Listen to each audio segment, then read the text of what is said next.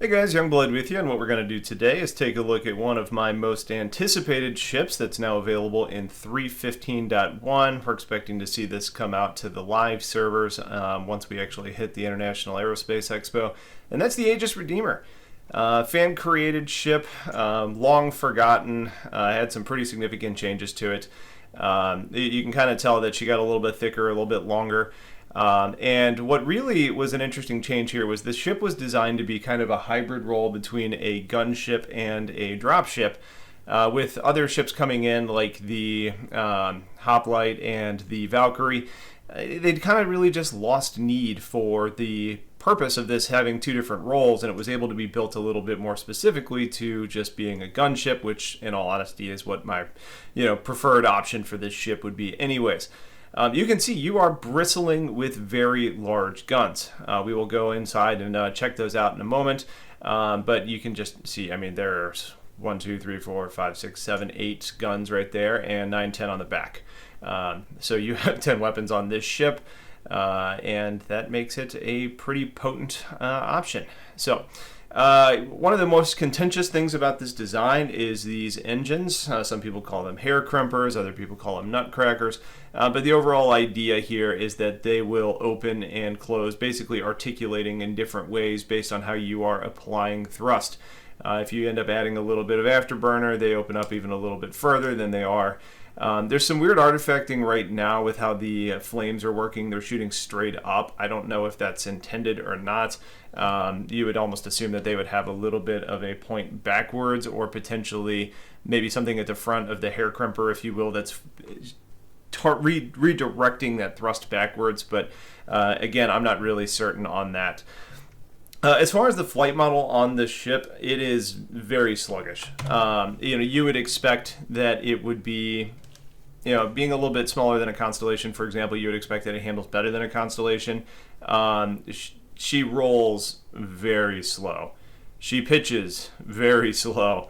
The acceleration is adequate, I would say. And overall, it's relatively controllable. It's got some of the drift that you get on some of the bigger ships. But you do end up having... It's not a great flight experience. It doesn't fly like you would want it to fly, but it controls well enough for you to be able to keep your turrets in good positions to continue to do damage, and that at the end of the day is really the main objective of the ship. If we go back to the outside again, one thing I want to point out about the weapons, you do have this little rear turret that points backward, so you can deal with fighters on your back. That's clearly a remote turret. You do have the manned turret on the bottom, and you have the manned turret on the top. You have the pilot-controlled weapons on the shoulders that are pointing forwards. And you can see, based on the placement, the real objective of this ship is to get a lot of forward-facing firepower on the target. You'll see that you get a little bit of backwards ability with this bottom turret and downward-facing ability. But with the placement, you're very focusing your fire forward and kind of in that general 180-degree bubble in front of you.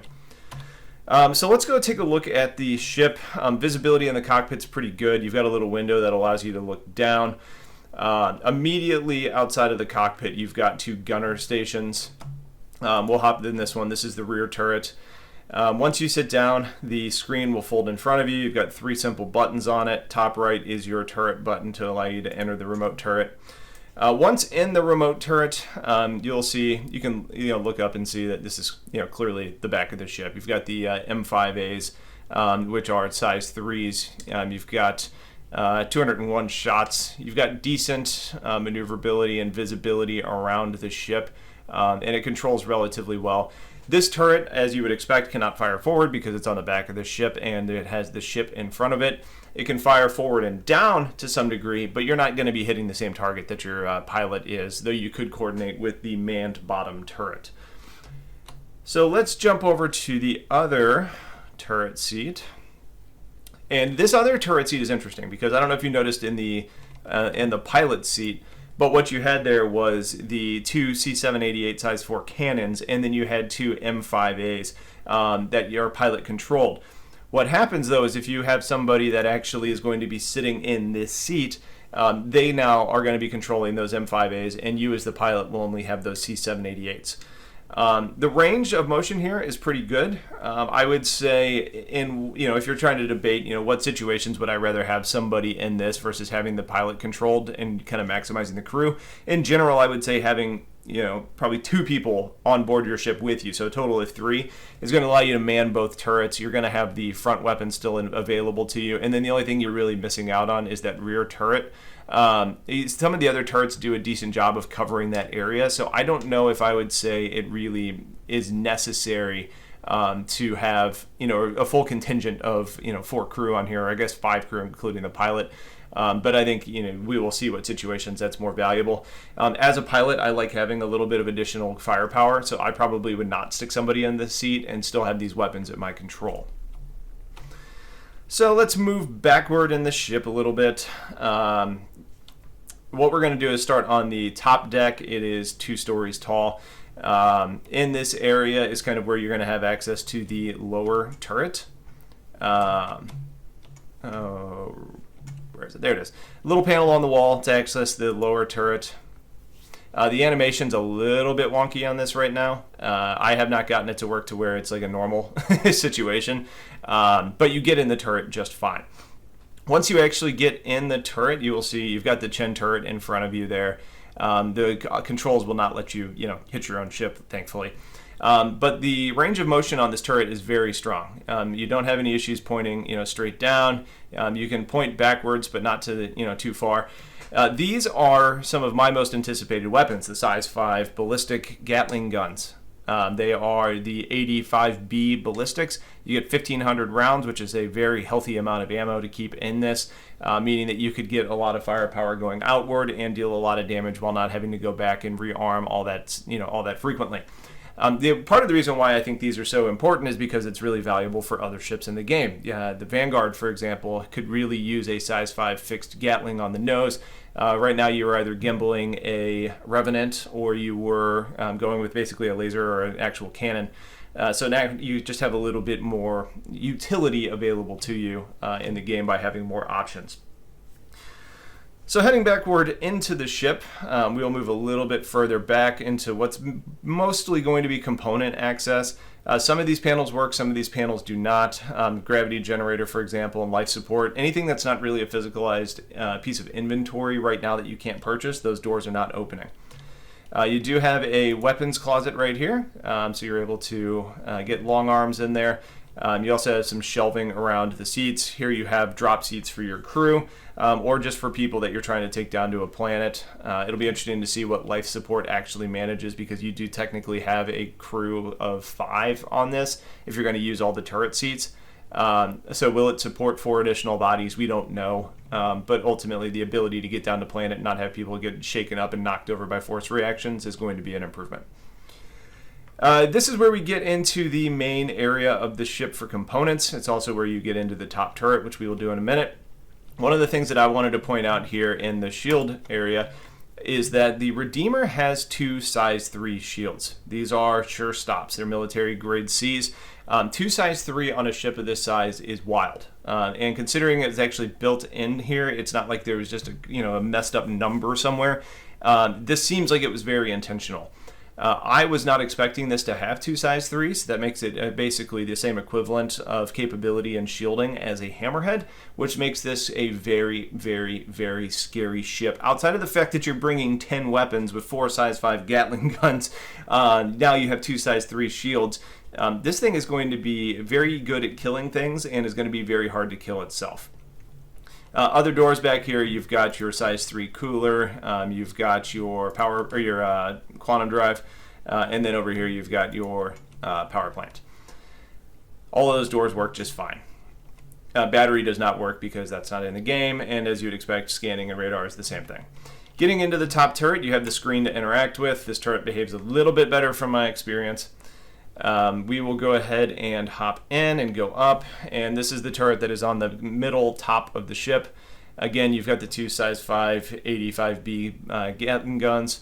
Motion is good, the turret controls well, tracking is effective, and then range of motion is strong. You see you get a little bit of the raise of the turret as you come to the back of the ship, and you're avoiding kind of that tail and those fins that you have back there. but overall effective, and you can get pretty close to getting on the same target as your front pilot, and I would say depending on distance you should be able to hit them almost every time. Going down into the ship a little bit further, we're going to go down into the belly section. If you were landed and getting into the ship, it's where you would start. If you are in flight, this is where you would go for your living quarters. You've got the little airlock there along with the stairs, or I'm sorry, the ladder. The ladder will catch you a little bit at the bottom, so don't try and turn and push forward. Just kind of slide out sideways so you don't get hung up on that. I'm hoping that's something that'll be addressed soon. A little kitchenette area. You'll see that one of the tests that CIG said they were doing was they were seeing about spawning vehicles with beverages in them, but you'll see you have a working refrigerator here where you can actually grab and drink and stow and all that kind of stuff. So a nice little perk. You get some additional stuff in your ship, including some beers, which is good for after your obvious battles and victories and celebrations. Back here you have a couple wardrobes. So this is where you're going to be storing suits and clothing, that sort of thing. You also have little storage foot lockers down there. I haven't actually tried to open those yet. Let's see if those actually open. It looks like they're interactable. Yep, there we go. So you get a little bit of personal storage for your crew. Vanguard style bunk beds, 1 and 2, 3 and 4, vice versa on the numbers. You can see that the ship has lighting control in there as well. My assumption is that these are going to serve as escape pods as well. I haven't tested, well, obviously escape pods aren't working, but I haven't seen anything confirming that, but I don't see why that wouldn't be the case. You've got 2 more wardrobes up here, a very minuscule cargo area. My assumption would be that this is going to be mostly for storing ammunition to restock while you're out, but I guess you could do a little bit of commodity trading or box missions if you wanted to and have that actual cargo space. Bathroom is down here. You get the fancy toilet. You can see the toilet pops out and opens up. We are still confirmed to be vampires because we can't see our reflections. And here at the very rear of the ship, you have the Vanguard style ramp that drops and then extends. So that's the Redeemer. Overall, I am pleased as punch. I will say that I have not really fought with this ship yet. I've mostly just done kind of some first impressions. Flown around with it. I don't love the flight model, as I already mentioned, but that's not really why we have this ship. My goal over the next couple days is to get in the verse with a couple buddies and do some bounty hunting and get you some combat first impressions on this. My assumption here again is that it's going to be an absolute monster. Everything about this ship points towards it. A lot of weapons, a lot of shielding. The only real downsides would be the flight model and the heavy crew requirement. But based on what you're bringing to the fight and how this is going to be able to control an area, I would say that you have a pretty good reason for bringing additional bodies. So that's the Redeemer. Hopefully you guys enjoyed this kind of first look at it. If you guys have questions on any of this, please let me know. Otherwise, we will also be covering the Ares and the Ion here shortly, and we will have combat impressions of this coming up soon. So that's it for now. Thanks for watching. Have yourselves a wonderful day, and take care.